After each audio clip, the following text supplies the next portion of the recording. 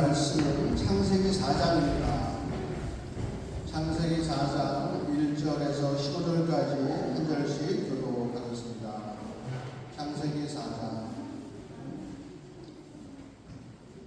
아담이 그의 아내 하와와 동침하매 하와가 임신하여 가인을 낳고 이르되 내가 여호와로 말미암아 등남하였다 하니라. 그가 또 가인과 아벨을 낳았는데 아벨이 남친 자였고 가인은 용사한 자였더라. 세월이 지난 후에 가인은 땅의 소산으로 제물을 삼아 여호와께 드렸고 아벨은 자기도 자기 새끼와 기름으로 드렸더니 여호와께서 아벨과 그의 제물을 받으셨으나 가인과 그의 제물은 받지 아니하신지라. 가인이 몹시 분하여 안색이 변하니 여호와께서 가인에게 이르시되 내가 분하여 어찌되며 안색이 변하면 어찌되느냐. 내가 선을 행하면 어찌 낮을 줄지 못하겠느냐. 선을 행하지 아니하면 죄가 문에 엎드려 있느니라. 죄가 너를 원하나 너는 죄를 다스릴지니라. 가인이 그의 아우 아벨에게 말하고 그들이 들에 있을 때 가인이 그의 아우 아벨을 쳐주니라. 여호와께서 가인에게 이르시되 네 아우 아벨이 어디 있느냐. 그가 이르되 내가 알지 못하나이다. 내가 네 아우를 지키는 자니까. 이르시되 내가 무엇을 하였느냐. 내 아우의 목소리가 땅에서부터 내게 호소하느니라. 땅이 그 입을 벌려 내 손에서부터 내 아우의 피를 받았은즉 내가 땅에서 저주를 받으리니 내가 밭을 갈라도 땅이 다시 그 혈을 내게 주지 아니할 것이요 너는 땅에서 깨어나며 위대한 자가 되리라. 가인이 여호와께 아뢰되 내 죄벌이 지기가 너무 무거우니이다. 주께서 오늘 이 시간에서 나를 쫓아내시니 내가 죄의 낯을 배우지 못하리니 내가 땅에서 깨어나며 위대한 자가 되리라. 물은 나를 만나는 자마다 나를 죽이게 하리라. 여호와께서 그에게 이르시되 그렇지 아니하다. 가인을 죽이는 자는 벌을 7배나 받으리라 하시고 가인에게 표를 주사 그를 만나는 모든 사람에게서 죽임을 면하게 하시니라. 아멘.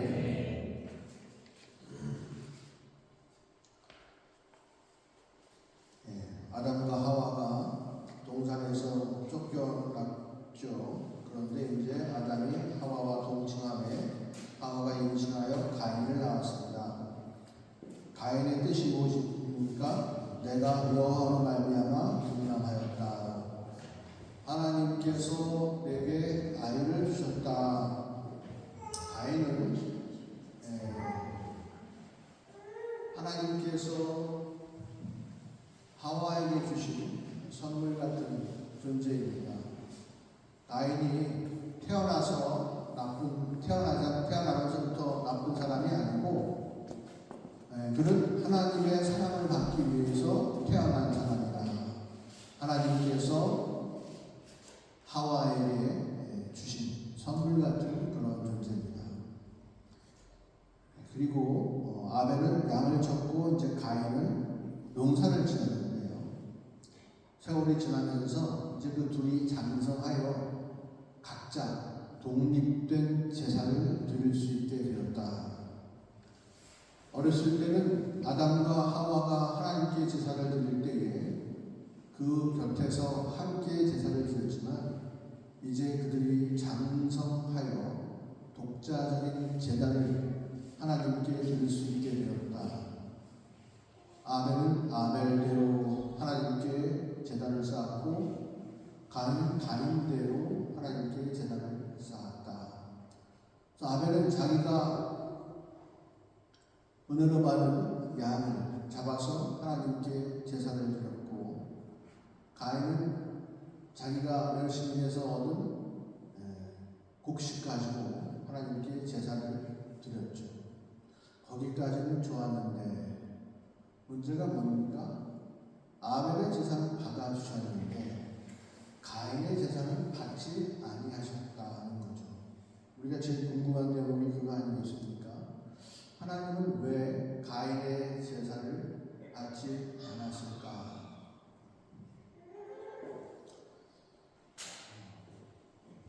겉으로만 보면 아벨은 동물의 기름으로 제사를 드렸고 가인은 곡식으로 제사를 드렸기 때문이다.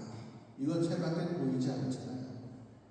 근데 사실 나중에 우리가 구약을 보면 물론 대부분의 제사가 동물을 잡아서 제사를 드리는 경우가 많지만 곡식도 소재도 이렇게 태워서 제사를 드리면 거룩한 향기가 하나님께 흠향되도록 하는 그런 소자라고 하는 제사가 있거든요. 제사 양식이 있거든요. 그러니까 이게 가인과 아벨의 제사, 이게 제물의 형식 때문에, 제물의 종류 때문에 하나님께서 아벨의 제사를 받으시고 가인은 안 받으시다, 이렇게 말할 수는 없지요. 그렇다면 무슨 이유가 숨겨져 있는가? 우리가 그 뒤를 보면 알 수가 있죠. 제사를 드렸는데 아벨은 그 제사 후에 심경의 변화가 없어요. 그런데 가인은 안색이 변하고 분했다라는 얘기를 합니다. 안색이 변하고 분하게 여겼다는 얘기는 가인의 감정이죠. 어떠한 마음으로 제사를 드렸기에 그 결과에 대해서 분하고 안색이 변할 정도로 억울하고 화가 납니다. 여러분, 예배가 끝나면 여러분 화나시는 경우 있으십니까? 예배 끝나고 나왔는데 안색이 변하시고 막 분하신 분들 계시면요, 그거 은혜 받는 거예요. 예배 끝나고 나와서 그냥 무조건 웃으시는 분들 계셔. 그분들은 좀 한번 생각해 봐야 돼요. 왜냐? 드디어 예배가 끝났구나. 그리고 나가시니까 웃음이 생기는 거예요. 무슨 말씀인지 아시겠죠? 목사님 말씀이 우리 김 목사 헬멧이 너무한다. 나를 드디어 저격하는구나. 드디어 나의 단점을 알고 나를 꼬집어서 나를 지금 후적 설교하는구나. 이런 마음이 들고 막 화나고 분하잖아요. 어떻게 나의 속마음을 알고 나의 사정을 알고 저런 말씀을 하실까? 그런 마음이 들면 예배가 성공한 거라고 생각하세요. 주님께서 우리를 거절하시는 거니까. 가인의 제사처럼 주님께서 안 받으시는 거예요. 주님께서 가인에게 관심이 없으면 제사를 드리거나 말거나 그냥 흘려버리면 그만이에요. 그런데 하나님은 가인이 제사를 잘못 드렸기 때문에 그거 안 받으신다고 얘기하신 거잖아요. 그러니까 가인이 화가 난 거거든요. 하나님이 가인에게 관심이 없으면 그렇지 않으세요. 그렇게 할 필요가 없어요. 근데 하나님은 그걸 그렇게 하게 하는 것이죠. 가인이 화가 난 이유는 뭐냐면 자기 중심적으로 말씀을 들었어요. 자기 중심적으로 제사를 드린 거예요. 쉽게 말하면 이런 거죠. 내가 예배를 드려준다는 마음. 내가 하나님의 영광과 거룩하심과 위대하심 앞에 그분을 경배하고 은혜에 감사한 마음 나온 게 아니고 내가 예배를 드려준다. 이 작은 바이만 동네에 내가 예배를 안 드려주면 누가 예배를 드려주냐? 목사님 설교 내가 안 들어주면 누가 들어주냐? 이런 마음으로 나오면 안 된다는 건데, 가인에게는 자기 중심적인 생각이 있는 거예요. 내가 옳고 내가 맞고 내가 들어주면 당신은 받으셔야 된다는 생각이에요. 태어나기는 하나님이 복으로 주신 아들인데, 그리고 가인과 아담과 하와를 통해서 제사 경험을 수도 없이 했을 거 아니에요. 그런데 그것을 보긴 보았지만 그 아담과 하와에게 있는 하나님을 향한 그 마음, 무엇을 드려야 할지 그 마음을 못 본 거죠. 그러니까 형식으로만 본 거고 항상 예배를 나가면서 자기 중심적으로만 생각하는 거예요. 그런데 오늘 예배를 안 받아줬어. 제사를 안 받아줬어. 그러니까 자기 중심적인 그 가인의 생각이 하나님의 뜻과 부딪힌 거죠. 가인이 굉장히 열이 받았어요. 내가 예배 드려주는 거고 이 교회 내가 없으면 안 되는 거고 딱 그리고 예배를 드렸는데 목사님 말씀이 뭐뭐 하지 말라 뭐뭐 해라 이러는 게 막 자기를 향해서 하고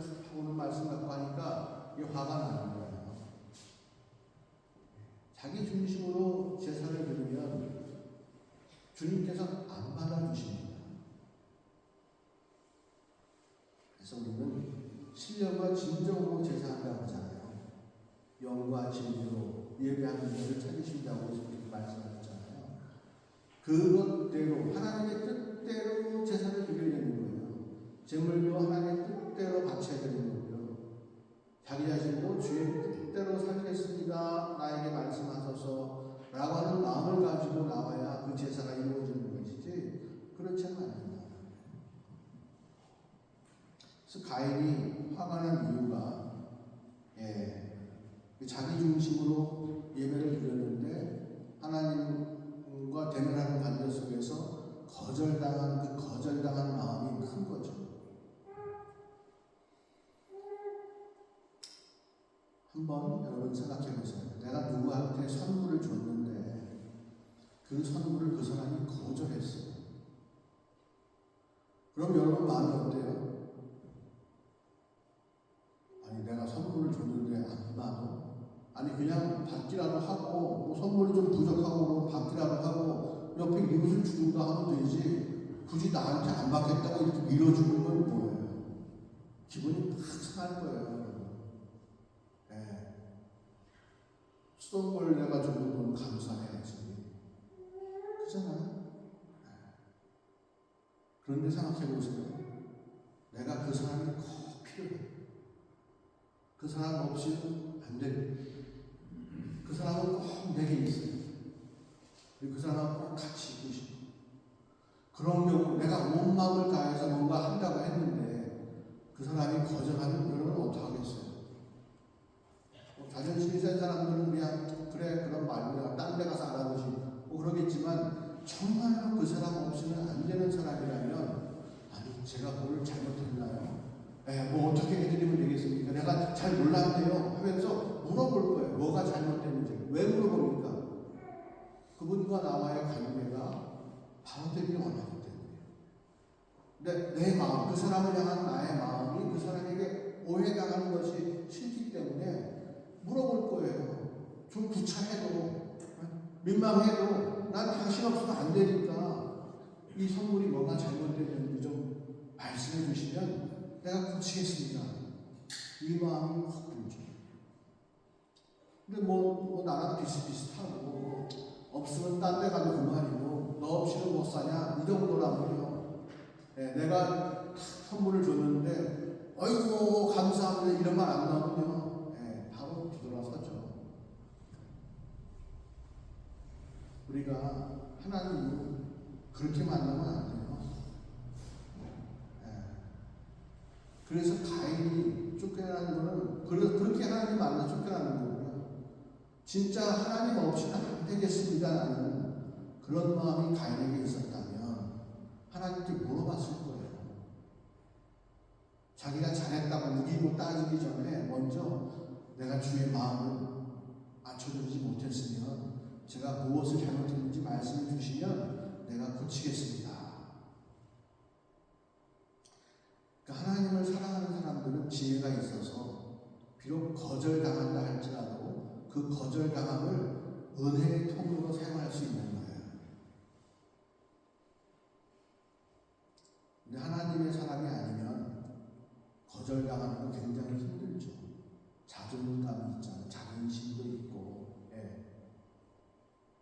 내가 뭘 했는데 당신이 뭐라고 이걸 안 받느냐. 하나님을 함부로 여기는 거죠. 내가 예배 나와줬으면 감사해야 되고 내가 교회에다가 뭘 좀 충성하고 헌신하면 교회에서 박수 쳐줘야 되고 내가 시간을 드리거나 물질 드렸으면 알아줘야 되고 그런 마음으로는 절대로 해결할 수 없어요. 하나님과의 관계는 회복되지 않아요.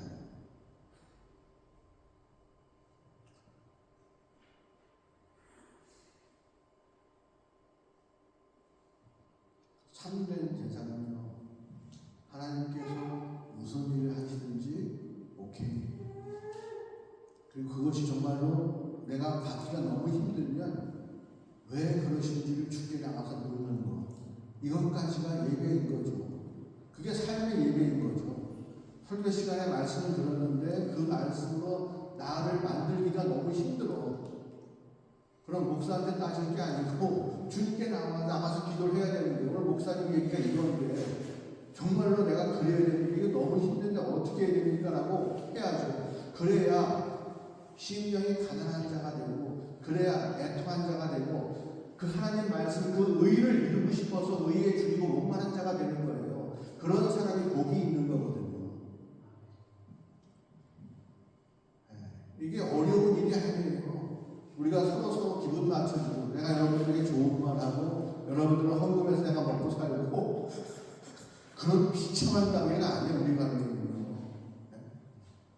하나님의 은혜가 우리 가운데 임하고, 하나님께서 나를 고쳐주시고, 나를 만져주실 때에, 아멘으로 감사하고, 안 되는 문제를 땅을 치고, 가슴을 치고, 기도하면서 주님께 부르짖고, 통에 자복하고, 이루고 나가면서 나를 막 꺾어나가는 이런 과정이 신앙생활인 거죠.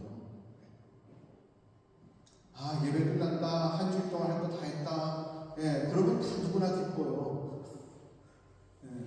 그거보다는 오늘 말씀 들었는데 안 되는 부분에 대해서 주님께 갖고 나가서 기도하고 구하는 거. 그래서 매일 아침도 기도하고 매일 저녁도 기도하고 주 앞에 온전하지 못하고 해결되지 않는 이 문제를 놓고 계속 구하고 간구하고 그 말씀이 나를 변화시킬 수 있도록 내가 무릎 꿇고 나가는 거. 자기 중심이 딱 되면 자기 의가 딱 드러나면 그런 작업이 이루어지지가 않아요.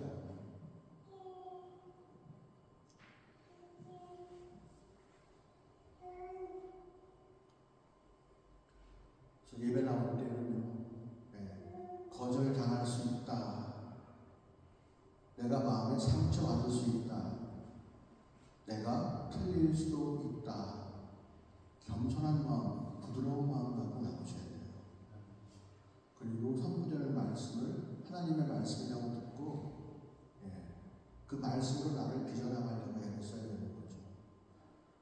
참 주의한 거가 걱정이 되는 게 항상 말씀 바깥에 있잖아요. 때로는 그게 너무 마음이 아플 때도 많아요. 그러나 뭐 지금 상황이 그렇기 때문에 빨리 애들이 크기를 바라는 수밖에 없겠죠. 어떤 목사님은 사실 걱정하시더라고요. 청년 때는 그렇게 열심히 교회 생활하다가 이제 애기 낳고 애기가 학교 들어가기 전까지는 좀 클 때까지는 계속 애기들한테 묶여 있으니까 오히려 30대, 40대에 더 충성하지 못하고 오히려 더 죽게 멀어진다. 우리가 그렇게 보면요. 일생 내내 주님과 가까이 할 수 있는 기회는 없어요. 10대까지는 철없으니까 안 되고요. 10대 때는 철이 들어가니까 안 되고요. 20대는 놀아야 되니까 안 되고요. 30대는 뭐예요? 30대는 뭐 직장 생활하고 이렇게 하려니까 안 되고요. 40대 돈 벌어야 되니까 안 되고요. 50대는 다 늙어서 안 되고요. 60대는 힘이 없어서 안 되고요. 안 될 이유밖에 없어요. 어떠한 순간에, 중요한 게 어떠한 순간이라도 주님을 향해서 나의 마음이 죽게 받아들일 수 있도록 해야 되는 거예요. 거꾸로 주님께서 나를 인정하시는 게 중요한 거예요. 내가 주를 믿어드리는 게 문제가 아니고 내가 믿어드린다고 하는 그걸 주께서 받아주셔야 되는 거죠.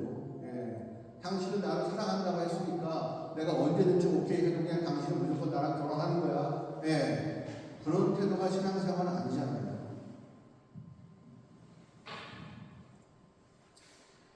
하나 또 중요한 얘기가 있죠.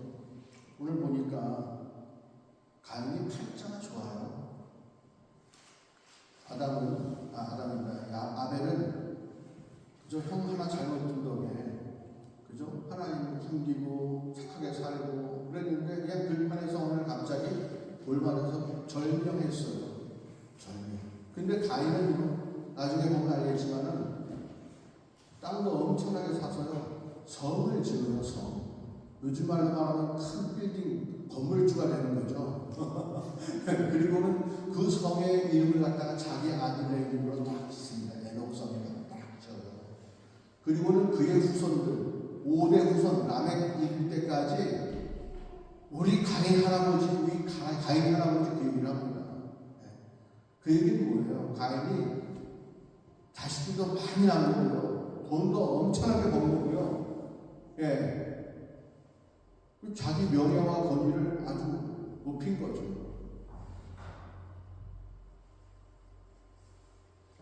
동업자한테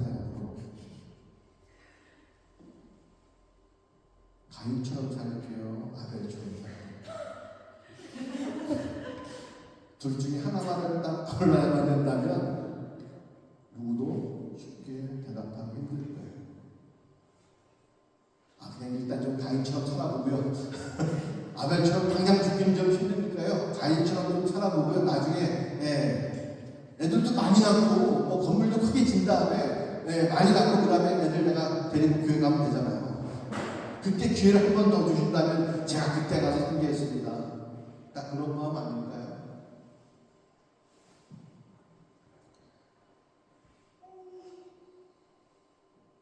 하나님이 찾아오셔서 가인에게 살 길을 열어주십니다. 이게 거절하는 것이 의인이 아니라 바른 길을 가르쳐주는 거예요. 부모님들도 자녀를 야단치잖아요. 그리고 그 야단치는 범위 안에 부모님이 생각하는 선이라고 하는 그 의라고 하는 범위 내에 들어오지 않으면 아이들에게는 계속 야단치게 되죠. 그 안으로 들어오라는 얘기잖아요. 그 사랑해서 그러는 거예요. 바른 길을 가라. 하나님도 마찬가지예요. 아벨이 제사 한 번 잘못 드렸다고 해서 가인을 쳐내지 않아요. 분명히 거절하죠. 하지만 찾아오셔서 말씀하십니다. 기회를 주시는 하나님의 놀라운 사랑과 은혜입니다. 뭐라고 말씀하십니까? 네가 선을 행하면 어찌 나지를 들지 못하겠느냐. 네가 지금 제사를 잘못 드려서 나한테 얼굴색 변하고 지금 삐져있는데 너는 제사가 잘못돼서 내가 그걸 안 받았기 때문에 생긴 게 아니고 네가 근본적으로 선을 행할 마음이 없기 때문에 내 낯을 바라보지 못한 거야. 그래서 네 제사는 내가 받아들일 수가 없는 거야. 죄를 졌더라도 죄를 가지고 나와서 네가 회개하고 내게 바로 되기를 바라며 구했으면 내가 그 제사를 받아들이지. 근데 너는 선을 해야 할 마음이 없이 제사만 드렸어.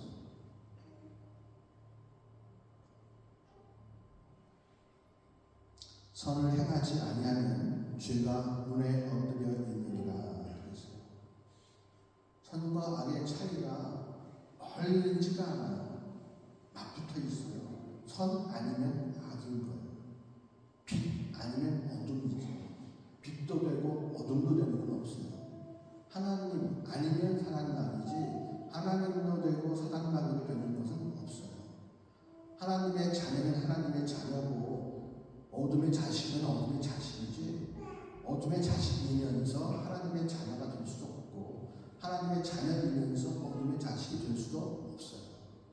그 둘 사이에는 교집합이 전혀 없어요. 이거거나 저거거나 선을 행하지 않으면 바로 들어온다는 거죠.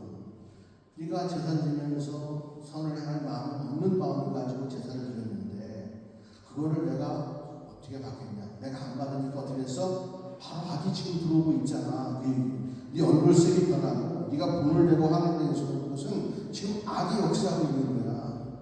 너 내 뜻을 알았으면 네가 돌아와야지. 네가 선이 무엇인지 알았으면 그 선을 행하겠다고 네가 해야지.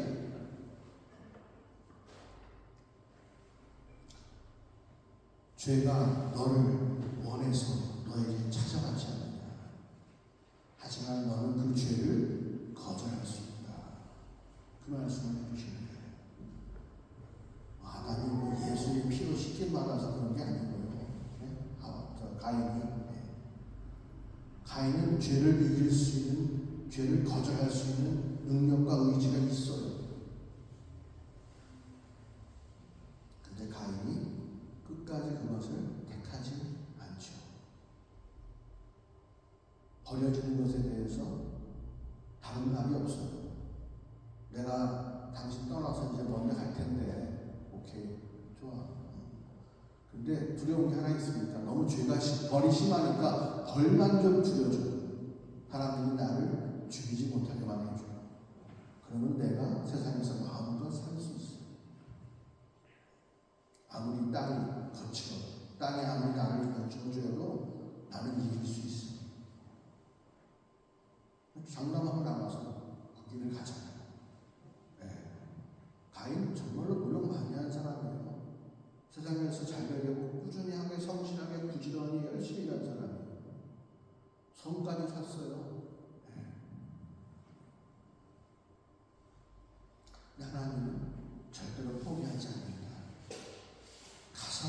가인에게 말씀하시는 거예요. 보세요. 예수님도 죄인들을 찾아가셨잖아요. 물론 그 죄인은 불쌍한 죄인이죠. 그간은 악한 죄인도 있죠. 세리처럼 악한 죄인도 있고, 그죠? 네. 근데 주님은 찾아가셔서 그들에게 하나님 아버지의 말씀을 해주시는 거예요. 바리새인들에게도 찾아가셨어요. 그래서 하나님 말씀을 해주시잖아요. 그 말씀은 기회예요.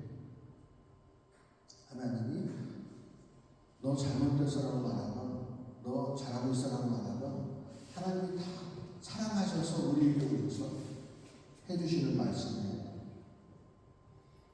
그 말씀을 내 감정으로, 내 중심으로 들을 게 아니라 감사하는 마음으로, 겸손한 마음으로 들어야 됩니다. 그리고 그 말씀으로 나를 빚어가려고, 나를 깎으려고 많은 수고와 애를 써야 됩니다. 여러분, 가인처럼 벌 받고 나가서 세상에서 어떻게 살아가려고 애쓰는 수고와 노력 대신에 하나님 말씀을 잘 듣고 하나님 말씀대로 나를 빚어가려고 하는 노력들을 하세요. 같은 수고와 같은 노력이지만 열매가 전혀 다릅니다. 가인의 열매는 애녹성 하나밖에 없어요. 예. 그리고 그것들은 다 이미 썩어지고 없어지고 아무것도 남아있지 않아요. 그러나 아벨은 뭐예요? 믿음의 사람으로 하나님께서 칭찬하시죠. 예수님도 칭찬하세요. 우리가 볼 때는 참 허무한 인생이고 안타까운 인생이잖아요. 열심히 살아보려고 애썼는데 형한테 죽임을 당한 사람이 됐으니, 가장 믿고 가장 의지했던 사람한테 죽임을 당하는 사람이 됐으니 누가 그 인생을 행복한 사람이라고 말할 수 있겠어요. 그런데 하나님은 그 아벨의 인생을 너무나 귀하고 복되게 여기시죠. 하나님께 돌아와야 모든 일이 시작됩니다. 하나님께 돌아오지 않으면, 하나님께 온전한 마음을 갖지 않으면, 하나님께 드려지는 제사가 바르지 않으면, 주 앞에 나가는 나의 태도가 올바르지 않다면 어떠한 것도 시작될 수가 없는 거예요. 여전히 혼돈 가운데 있는 거고, 여전히 우왕좌왕하는 거고, 무엇을 먼저 해야 될지도 모르는 그러한 삶이 됩니다. 우리가 아까 어린아이들 하고 얘기했잖아요. 내가 뭘 잘못했을 때에 엄마가 화나잖아요. 그럼 어떻게 엄마하고 나와의 관계가 바로 이어질 수 있죠? 아이들에게 엄마는 너무나 소중한 존재잖아요. 엄마 없이는 아무것도 안 되죠. 그러니까 아이들은 엄마의 마음을 맞추려고 자신들 마음을 꺾고 있어요. 이건 고쳐야겠다. 그냥 한번 야단치고 면했네. 우리 엄마는 잔소리가 많아. 이러고 넘어간다면 못된 놈들이지만은 대부분 아이들이 그렇지 않죠. 그리고 엄마와 관계가 바로 돼야 그 다음날 마음 편하게 학교 갈 수 있잖아요. 유치원도 가고. 엄마랑 뭐가 해결이 안 됐는데 내가 엄마 마음 아프게 해놓고서 엄마한테 미안한 말도 안 했는데 애기가 마음이 무겁죠. 행복한 인생이 될 수가 없어요. 그래서 반드시 회개해야 하나님과의 관계가 온전히 되고, 그 하나님과의 관계가 온전히 될 때 비로소 나의 삶이 시작된다는 거죠. 아기가 교육이 나가고 유치원 갔다 와서 학교 갔다 와서 엄마 밥 잘 먹었어요. 감사합니다. 도시락 고마워요. 이런 얘기하면 저 자식이 거짓말하면서 잘못했다고 말 안 하고 엉뚱한 얘기를 많이 하려고 든다. 그 관계가 온전치 않아요.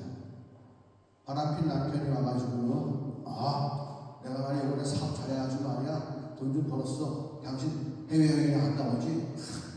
비행기도 딱 끊어주고 좋은 선물 다 주고 이런다고 관계가 온전해지는 게 아니잖아요. 자기의 잘못을 분명히 회개하고 잘못했다고 얘기하고 용서받아야 그때야 비로소 관계가 회복되기 시작하는 거잖아요. 하나님과의 관계도 우리가 가인처럼 뻗댄다고 해서 되는 게 아니에요. 마음 부드럽게 먹고 겸손하게 주 앞에서 주의 말씀으로 내가 빚어지려고 애를 써야 돼요. 한 번에 물론 턱 되면 좋겠지만 대부분 그렇지 않죠. 얼마나 많이 애를 씁니까 우리가. 예. 그런 과정들을 통해서 우리가 하나님과의 관계가 회복되어 나가는 거고요. 그렇게만 하면 다 되게끔 예수님께서 만들어 놓으셨잖아요. 화목의 길을 열어 놓으셨잖아요. 여러분 그거 아셔야 됩니다. 주님께 나가서 아니 너 뭐 보고 잘못했잖아. 너 하나님으로 잘못했잖아. 아니 예수님 다시 씻어줬다며요. 왜 나한테 죄를 물어요? 다시 씻었다며. 그런 태도가 맞는 태도예요. 그런 태도는 우리 인간도 받아들일 수가 없죠. 예. 삶에서 나타나야 되는 거예요.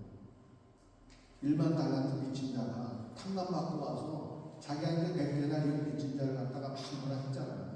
그럴 때 어떻게 했습니까? 다시 불려 들어갔죠. 예. 그러면 그럴 거예요? 아니 탕감해줬다며 왜 또 나를 불러들이는 거야? 그거 좋겠어요? 탕감해준 자가? 안 좋죠. 당연히. 너의 삶 가운데에서 내가 네 빛을 탕감해준 열매가 안 나타나는데 내가 그걸 봐주겠냐? 아니 안 되는 거죠. 네. 주님께 나가서 아니 탕감해줬는데 왜 그러세요? 그건 올바른 태도가 아니에요. 탕감받는 자답게 그죠? 하나님과의 관계를 정상화시키려면 그것에 대한 깊은 감사가 있어야 되고 그분의 뜻에 나를 맞추려고 하는 진짜 피를 토하고 살을 깎는 뼈를 깎는 그런 노고와 수고가 있어야 됩니다. 우리가 그렇게 할 때에 올바로 우리 죄를 주님께 아뢰을 때에 우리 가운데 선물이 있어요. 그 선물의 이름은 바로 안식이에요. 거짓말하는 아이가 거짓말 계속 감추고 있으면 아이의 마음속에 안식이 없어요. 엄마한테 거짓말했으면 엄마 올 때마다 거짓말하게 생각나가지고 편안하게 엄마를 대할 수가 없어요. 여러분 누구 뒷담화 막 한참 하다가 나중에 그 사람 만나면 속이 편해요? 안 편하죠. 똑같아요. 그래서 그 죄를 하나님께 다 알아요. 그 연약함과 그 부족함을 다 하나님께 알아요. 그래야 내 마음에 안식이 있어요. 회개하지 않으면 끝까지 자기 정당화밖에 안 되고 내가 너를 뒷담화할 수밖에 없는 이유는 내가 거짓말할 수밖에 없는 이유는 항상 그것만 생각하죠. 내가 담임 목사를 미워할 수밖에 없는 이유는 내가 오늘 예배를 안 드릴 수밖에 없는 이유는 자기 행위를 계속 정당화하고 점점 마음이 강팍해져 갑니다. 평강함은 전혀 거리가 먼 삶을 살게 돼요. 세 번째 회개의 기쁨은요, 하나님을 기쁘시게 하는 거예요. 우리는 뭐 헌금 많이 하고 기도 많이 하고 뭐 교회 충성 많이 하고 뭐 그래야 될 것 같잖아요. 그렇지 않아요. 관계가 기본이 해결되지 않는데 엄마한테 거짓말 해놓고서 엄마 도시락 감사합니다. 아이고 엄마 이거 준비해줘서 고마워요. 아무리 그래봐요. 엄마 안 기뻐요. 아들이 거짓말하는 거 뻔히 알고 있는데 그걸 얘기해야지. 그걸 말하고 엉뚱한 걸 계속 뭔가를 메꾸려고 한다면 온전해지지가 않죠. 엄마의 마음을 기쁘지 않아요. 하나님도 마찬가지. 하나님의 마음도 바로 그 얘기를 해야지. 아들이 힘들고 어렵게 삽니다 라고 하는 소식을 들어서 기쁘지 않아요. 아들이 아버지께로 돌아올 때에 아무리 그놈이 탕자라고 그놈이 아무리 아버지 재산 뭐 2분의 1 다 날려버렸다 할지라도 그놈이 돌아와야 아버지가 기쁜 거예요. 송아지도 잡고 새옷도 지어주고 반지도 끼워주고 잔치도 열고 하나님을 기쁘시게 하는 방법은요, 우리의 노력이 아니에요. 우리의 진심이죠.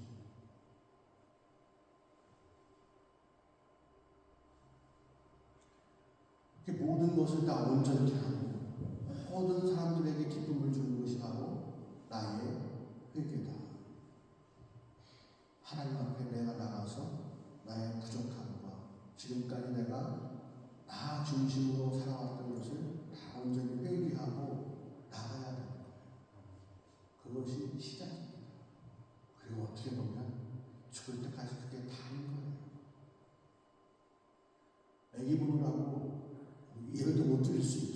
교회 충성 못할 때도 있어요. 예. 어디 갑시다 못 갈 수도 있어. 예. 근데 하나님을 향한 진심만큼은 변할 수가 없잖아요. 우리가 그걸 먼저 귀하게 여겨야 돼요. 하나님 앞에 바로 서는 마음, 하나님 앞에 감출 수 없다는 것, 그리고 주님께서는 나를 고쳐주시고 바른 길로 인도하시고 나와 함께 기쁨을 누리고 싶어 하신다는 그 믿음, 그거를 버리시고 오세요. 엉뚱한 것에 매여있지 마세요. 하나님의 은혜와 사랑만 바라보세요. 그리고 그 사랑과 그 위대한 그 은혜가 내 가운데 크게 자리 잡을 때 못할 일이 뭐가 있어요? 주님께 못할 말이 뭐가 있어요? 아뢰지 못할 게 뭐가 있어요? 주님께서 또 고쳐주시지 않을 일이 뭐가 있어요? 다 바꿔주시죠. 있는 줄도 없게 해주시겠다고 했는데 주님께서 못하시는 게 뭐가 있나요? 그래, 네가 정말로 선한 신명 가지고 내게 나왔구나. 기뻐하시고 복을 부어주시는 거죠. 엄청나게.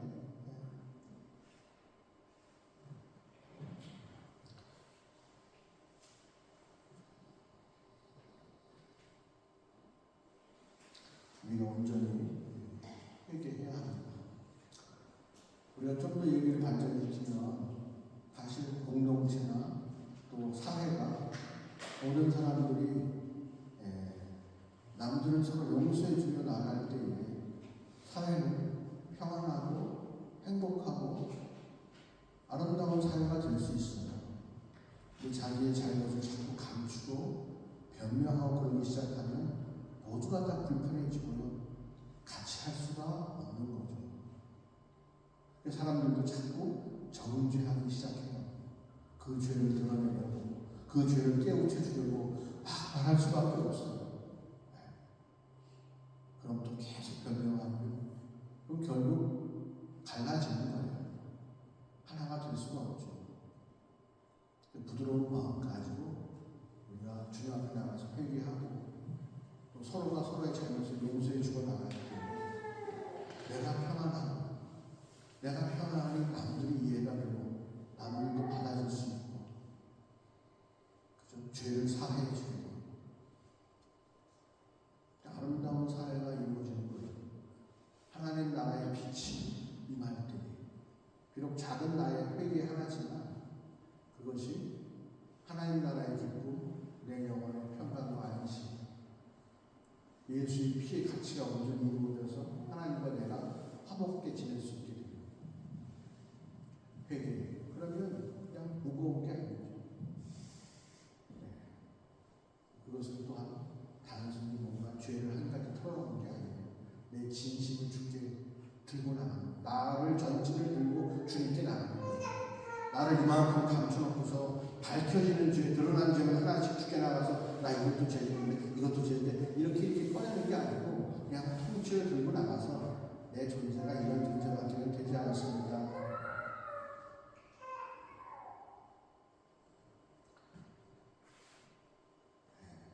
하나님의 놀라운 은혜가 우리 모두에게 임합니다. 아멘. 주님이 살아가셔서 끝까지 포기하지 않으세요. 가인이 어둠의 자식이 대명사가 된 것은 하나님 때문이 아니에요. 가인 때문이에요. 죄 때문이에요. 선을 택하지 않은 죄, 돌아오지 않는 죄, 끝까지 변명하고 도망가는 죄. 하나님은 사랑이십니다. 그러한 가인도 계속해서 기회를 주셨고 끝까지 기다리시고 고쳐주시고